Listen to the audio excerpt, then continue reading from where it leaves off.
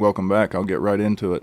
Is the Deputy Prime Minister of Foreign Affairs for Somalia and an Ohio business owner with ties to money transfers to Kenyan terrorists committing fraud together? They absolutely are, and I'll show you how. First, let me introduce you to the Deputy Prime Minister for Foreign Affairs for Somalia, Abdul Salam Abdi Ali. He is also a business owner in Ohio, and he owned a business in Ohio called Salam Group LLC, 2273 Morse Road, that was listed as a transportation business, and then that was transferred to an Abdul Suri, at which point it became a lumber trading business called Lumber Pine LLC. And when you look at the paperwork for this transfer, it just so happens that these two guys live right down the street from each other. Well, how convenient is that? But there's an issue. When you pull up 4835 Black Sycamore Drive, there's no house.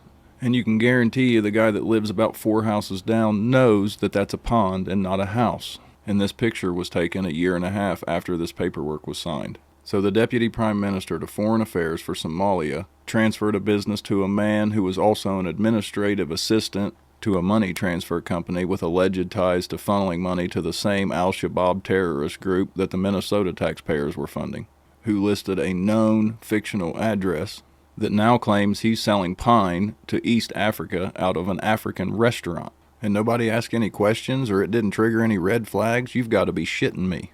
There's absolutely a story here, and I'm going to find out what the hell's going on. And here's a look at 2273 Morse Road. Not a Somali grocery store and restaurant right next to each other. No way. Another layer to that rotten onion. Hey, I wonder if there's a bowling lane in that Somali entertainment center.